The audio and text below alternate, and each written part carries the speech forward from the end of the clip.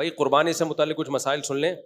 پہلی بات، بھینس کی قربانی واجب ہے، اس پر میں بیان میں آج ڈیٹیل میں بتا چکا ہوں، ٹھیک ہے نا. نمبر 2، گھر کے سربراہ کی طرف سے ہے، سب کی طرف سے ہوگی یا نہیں ہوگی، یہ مسئلہ بھی مدلل بیان کر چکا ہوں. تیسری بات، بھینس کی قربانی بھی آج کل ایک اختلافی مسئلہ ہے. بھینس کی قربانی پر اجماع رہا ہے، اب اختلاف ہو گیا اس میں. پہلے اہل حدیث حضرات بھی اس کو جائز ہی سمجھتے تھے، بلکہ ہم بچپن میں اہل حدیث حضرات سے پوچھتے تھے کہ اگر ہر مسئلہ قرآن و حدیث میں ہونا ضروری ہے تو بھینس کی قربانی کو تم کیوں جائز کہتے ہو؟ بھینس کا تو ذکر ہی نہیں ملتا. تو یہ تو ہم ان کو حجت تمام کرنے کے لیے کہتے تھے کہ ہر مسئلے کا آپ کہتے ہو نا قرآن حدیث میں صراحتاً ذکر ہونا چاہیے. بھائی صراحتاً ہر مسئلے کا ذکر نہیں ہوتا. تو پھر ہم ان سے پوچھتے تھے بچپن میں کہ پھر آپ بھینس کی قربانی کو جائز کیوں کہتے ہو؟ تو وہ نہیں جواب ہوا. اب کیا ہے کہ اب ہم دیکھ رہے ہیں ایسے اہل حدیث ہیں جو کہہ رہے ہیں بھینس کی قربانی جائز نہیں ہے. تو یہ مسئلہ بعد میں چینج ہوا ہے. تو خوب سمجھ لیں، بھینس کی قربانی کو ہم جائز کیوں قرار دیتے ہیں. اس کی وجہ یہ نہیں ہے کہ ہم بھینس کو گائے پر قیاس کرتے ہیں. قربانی کے مسائل توقیفی ہیں، ان میں کسی جانور کو کسی پہ قیاس نہیں کیا جا سکتا. اگر قیاس کو ہم جائز سمجھتے تو ہم ہرن کی قربانی کو بکرے پہ قیاس کر کے جائز کہتے، سمجھتے ہو. اور ہم نیل گائے کی قربانی کو اس گائے پر قیاس کرتے کہ دونوں کے گائے بھی کہتے ہیں اور سائز بھی تقریباً ایک جیسا ہوتا ہے، بس ایک میں پھرتیلی زیادہ ہے اور اس میں پھرتیلی کم ہے.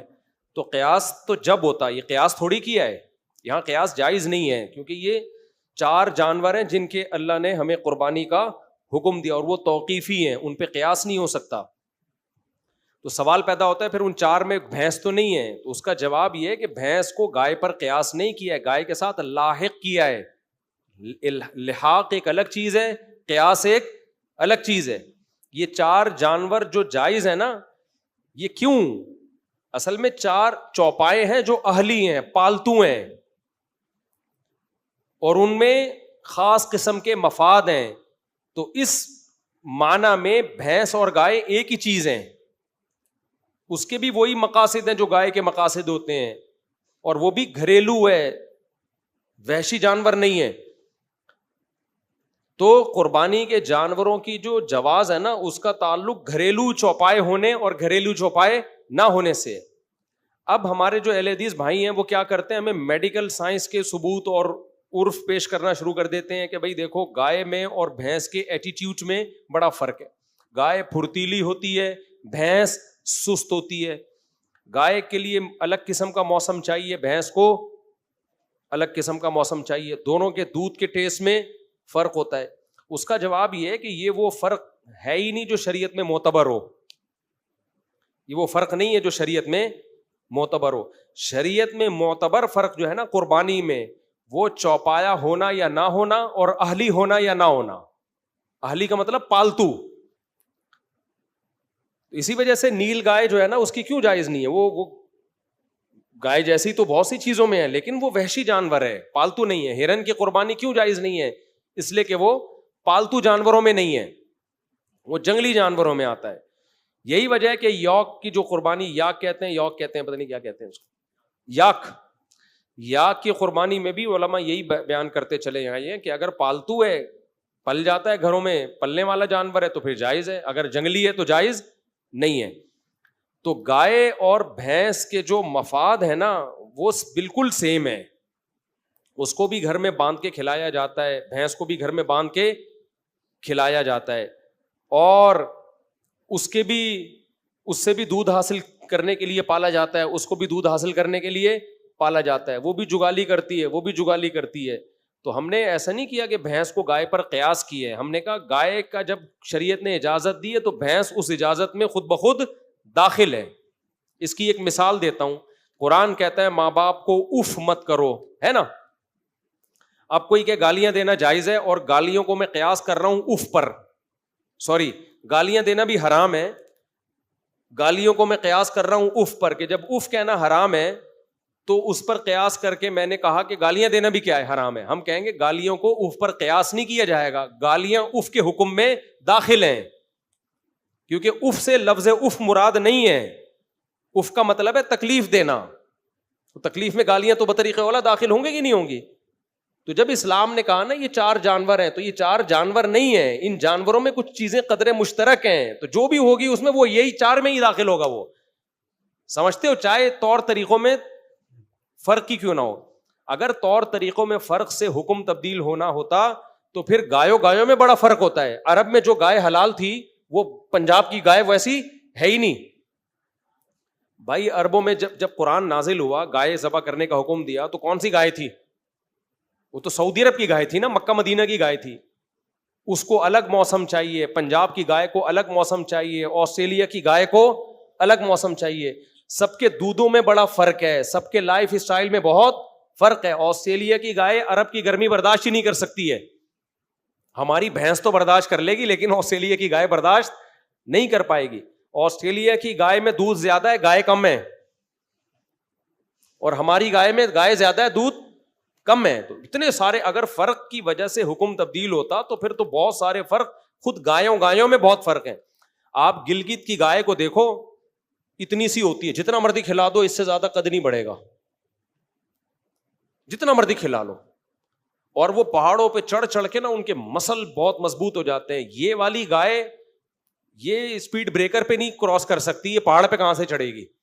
تو اگر دونوں کے ایٹیٹیوڈ میں فرق شریعت میں معتبر ہے تو گائے اور بھینس میں اتنا فرق نہیں ہے. پنجاب کی گائے اور پنجاب کی بھینس میں جتنے عرب کی گائے اور گلگت کی گائے میں فرق ہے، آسٹریلیا کی گائے اور انڈا موڑ کی گائے میں فرق ہے، بہت فرق ہے. ان کے طور طریقوں میں، ان کے لائف اسٹائل میں، دودھ کی کوالٹی میں بڑا فرق ہے، سمجھتے ہو؟ لیکن یہ فرق شریعت میں معتبر نہیں ہے، کیونکہ وہ بھی باندھ کے کھلایا جانے والا جانور ہے، اہلی ہے، یہ بھی پالنے والا جانور ہے. تو اس لیے چوپایا ہو پالتو ہو، یہ ہے اصل. یہی وجہ ہے کہ شریعت نے جب ہمیں کہا نا دمبئی کی قربانی حلال ہے، تو اس میں چکی والا بھی آ گیا، بھیڑ بھی آ گیا. حالانکہ دونوں میں بہت فرق ہے، لیکن فائدے سب کے کیا ہیں؟ چکی ہونے نہ ہونے سے وہ چوپایوں کی فہرست سے بھی نہیں نکلے اور پالتو ہونے کی فہرست سے بھی نہیں نکلے. حالانکہ چکی والا دمبا اور بغیر چکی والا، پنجاب کا کجلا اور کراچی کا دمبا بہت زمین آسمان کا فرق ہے. اس میں کجلا بالکل ہی ایک الگ چیز ہے، اینکی اور بغیر اینکی بڑے فرق ہیں، قیمتوں میں بڑا فرق ہے، گوشت کے ذائقوں میں بڑا فرق ہے. لیکن کیا ہے؟ چوپائے سب ہیں اور پالتو سب ہیں. تو یہ فرق شریعت نے معتبر نہیں. عربوں میں جو دمبے ہوتے تھے ہو سکتا ہے وہ پنجاب میں ہوتے ہی نہ ہو، وہ والے دمبے اب ہو گئے ہوں، پہلے نہ ہوتے ہوں. لیکن جب دمبا ہے تو چوپایا ہے اور گھریلو ہے، تو پھر ان فرق کا شریعت میں اعتبار نہیں ہے. اس لیے ہمارے نزدیک بالکل وہی گائے کی بھینس کی قربانی میں اجر ہے جو گائے کی قربانی میں اجر ہے. سمجھتے ہو؟ بیل کاٹو بھینس کاٹو کوئی فرق نہیں ہے، بلکہ بھینسا اس لحاظ سے زیادہ بہتر ہے کہ ماہرین جو حکیم ہیں، جو غذاؤں کے ماہر ہوتے ہیں، وہ حکیم کہتے ہیں کہ بھینس کے گوشت میں فائدے گائے کے گوشت سے زیادہ ہیں، اس میں فیٹ بھی کم ہوتا ہے، اور اکنومیکلی بھی آپ کو وہ اس لیے سستا پڑتا ہے کہ اس میں گوشت نکلتا بہت ہے. سمجھتے ہو؟ کٹا جو ہے نا، کٹے کو تو بولتے ہی کسی موٹے آدمی کو کٹا تو بولتے ہیں، بھینسا ہی تو بولتے ہیں اس کو. تو اس میں گوشت بھی زیادہ ہے، اس کے گوشت میں بادی پن بھی کم ہے.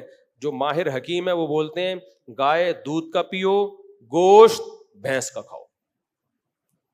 اب اگر کہیں بھینس کے گوشت صحیح نہیں ہے تو وہ بڈی بھینسیں جو ایکسپائر ہو چکی ہوتی ہیں ان کو ذبح کر رہے ہوتے ہیں. لیکن اگر کٹے کو آپ ذبح کرو نا تو کٹے کا گوشت مطلب بولے کٹا ہی ہوتا ہے بھائی. البتہ ہمارے ہاں کٹا اس لیے قربان نہیں کیا جاتا بھینسا کہ وہ ہوتا کم بخت اتنا طاقتور ہے اور اتنے مسلز ہوتے ہیں اس میں گوشت سے بھرے ہوئے کہ قصائی گرانے کے چکر میں 2-4 قصائی خود گر جاتے ہیں. یعنی قصائی اس کٹے کو گرائے اس سے پہلے کٹے کا خطرہ ہوتا ہے کہ اس کی گردن اتنی، ہمارے ایک دوست لے کر آ گئے تھے 2 سال پہلے، وہ گردن ہی کنٹرول میں نہیں آ رہی کسی کی، اتنی بڑی گردن ہے اس کی، وہ ہلی وہ جگہ سے ہی نہیں کوئی ہلا پا رہا. تو اس لیے بھی لوگ ڈرتے ہیں. تو اس صورت میں شریعت کا مسئلہ یہ ہے کہ اگر جانور گرانا آپ کے لیے بہت مشکل ہو رہا ہے اور اس میں ڈر ہے کہ لوگوں کو نقصان نہ پہنچائے. آپ دیکھو نا ویڈیوز آ رہی ہوتی ہیں، گائے یہاں سے بھاگی تگڑ 5-6 بچوں کو پیلتی ہوئی نکل گئی، بیل بھاگا بے قابو ہو گئی. قربانی میں ایسا ہوتا ہے.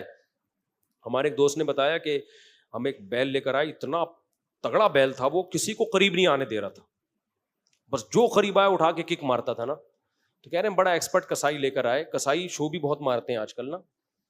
کہہ رہے ہیں ہم نے ان کو بولا کہ بھائی یہ بہت خطرناک بیل ہے, اس کو ذرا احتیاط. اس نے کہا ابے جا, ہم بڑے بڑے بیلوں کو ہم نے گرایا, یہ کس کھیت کی مولی ہے. تو وہ مجھے کہنے لگے میں نے اس کو بہت سمجھایا یار تھوڑا احتیاط سے قریب. اس نے کہا ابے جا. کہہ رہے ہیں یہ بات ہو رہی ہے, میں نے دیکھا کسائی نظر نہیں آ رہا, بیل کے قریب گیا نا رسا وسا کھولنے ذبح کرنے کے لیے. کہہ رہے ہیں میں نے کہا پتہ نہیں, دیکھا وہ ادھر پڑا ہوا ہے. کہہ رہے ہیں باتوں باتوں میں بیل نے گھما کے جو فلائنگ کک ماری ہے نا, پتہ ہی, اور کک مار کے بیل ایسے کھڑا ہوا ہے جیسے کچھ ہوا ہی نہیں. اس کا روز کا کام ہے, ڈیلی کا کام ہے. کہہ رہے میں دیکھ رہا ہوں وہ قصائی وہاں پڑا ہوا ہے. تو فنڈر گیری اچھی نہیں ہوتی. تو ایسا کوئی ڈینجرس قسم کا خطرناک قسم کا بیل ہو تو پہلا کام یہ کر سکتے ہیں, بجائے تماشا محلے میں بنانے کے نا, وہ بھاگ رہا ہے, رسے توڑ رہا ہے, 5-6 بندوں کو اٹھا کے پٹک رہا ہے, تو ایسے موقع پہ بہتر یہ ہے کہ 2 دھاری چھری لے کے نا اس کی گردن پہ کھڑے کھڑے ہی اس کو مار دیں گردن. سمجھتے ہو 2 دھاری چھری کیا ہوتی ہے, آرام سے گھس جاتی ہے وہ. تو اس کو آپ کھڑے کھڑے ہی باندھ کے نا اس کو اس کی گردن پہ چھری گھسا دیں. اس سے جب بلیڈنگ ہوگی بہت زیادہ تو نیچے گرے گا, پھر پراپر ذبح کر دیں اس کو. یہ سب سے بہتر طریقہ ہے. لوگ شوٹ کرتے ہیں گولی سے شوٹ کرنے کے بجائے اس طرح سے کریں, کیونکہ اس میں بلیڈنگ زیادہ ہے. جانور حلال کرنے کا ایک بڑا مقصد ہے اس کا خون جسم سے باہر نکل جائے. تو گولی میں وہ کام پراپر وے میں ہوتا نہیں اور تکلیف بھی زیادہ ہوتی ہے جانور کو. دوسرا آپشن پھر یہ ہے کہ اگر وہ قابو میں نہیں آ رہا ہے آپ کے, بھاگ رہا ہے ادھر ادھر, اور تو پھر شوٹ بھی کیا جا سکتا ہے اس کو. تو اس کو گولی سے شوٹ کریں, لیکن وہ گولی کا شوٹ سے اگر مر گیا تو حلال نہیں ہوگا. جب گر جائے پھر جا کے اس کو ذبح کر دیں. البتہ گولی اگر دھاری دار ہے, دھاری کا مطلب بلیڈ ہے اس کے آگے, تو پھر بسم اللہ اللہ اوپر پڑھ کے اگر آپ نے گولی چلائی اور وہ دھار لگ گئی اس کے اندر, تو بھی گرے گا تو آپ پر ذبح کرنا واجب ہے. لیکن آپ کے پہنچنے سے پہلے اگر مر گیا تو پھر حلال ہے وہ. سمجھتے ہو, تیر کا شکار ہو گیا یا گولی کا ہو گیا, تو گولی اگر نوک والی دھار والی ہے, کلاشن کوف کی یا ٹی ٹی کی گولی نوک والی نہیں ہوتی, آگے سے نوک تو ہوتی ہے مگر دھار نہیں ہوتی اس کی, بالکل ایسے سوئی ہو نا, بالکل گھب جائے, اس طرح سے تو پھر حلال ہوگا, ورنہ حلال نہیں ہوگا. تو جانور اگر قابو میں نہیں آ رہا ہے تو پھر اس کو قابو میں لانے کے لیے یہ ہیلا اور طریقہ اختیار کیا جا سکتا ہے. لوگ کہتے ہیں ظلم ہوگا جانور کے اوپر. او بھائی, وہ جو ظلم کر رہا ہے آپ کے اوپر, آپ اس کو قربان کرنے کے لیے لائے تھے اور اس نے گلی محلے کے 5-6 بچے قربان کر دیے. یہ کون سا کوئی ٹانگ لے کے بیٹھا ہوا ہے, کوئی گھٹنا لے کے بیٹھا ہوا ہے. بقرعید میں یہی رپورٹیں آ رہی ہوتی ہیں, پھر یوٹیوب پہ اتنی ویڈیوز آئی ہوئی ہوتی ہیں. وہ ایک تو میں نے دیکھی, اونٹ کو ذبح کرنے جا رہے ہیں, اونٹ نے یہاں سے اٹھایا اس کو, ادھر سے اٹھا کے نا لٹکا کے ادھر لے جا کے رکھ دیا. بڑا تمیز کا اونٹ تھا وہ. میں نے کہ اس اونٹ کو سلام ہے, کچھ بھی نہیں کیا, یوں اٹھایا اس کی اوقات دکھانے کے لیے نا, کہ 2 ٹکے کے آدمی نہیں ہے, تو میرے کو حلال کرنے آیا. یوں اٹھا کے بندہ یہاں رکھ دیا. اب وہ اگر سر سے ہی پکڑ لیتا تو رکھ تو دیتا, رکھ تو پھر بھی دینا تھا. کھانا اونٹ گوشت تھوڑی کھاتا ہے, رکھ دینا تھا.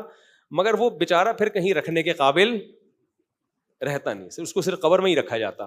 وہ تو شکر ہے یہاں سے اٹھایا. تو اتنا یہ اس ٹائپ کی چیزیں ہو رہی ہیں, تو ایسے موقع پہ شریعت کی سہولت سے فائدہ اٹھانا چاہیے. تو ایسا کوئی تگڑا جانور ہے قابو میں نہیں آ رہا تو تماشے نہ بناؤ بھائی. گلی محلے میں لوگوں کی چیزیں ٹوٹ رہی ہیں, پھوٹ رہی ہیں, مر رہے ہیں لوگ, تو پھر تماشا بنتا ہے دیکھو یہ مسلمان لوگ کیا کر رہے ہیں. تو ایسے موقع پہ اس کا فائدہ اٹھایا جائے.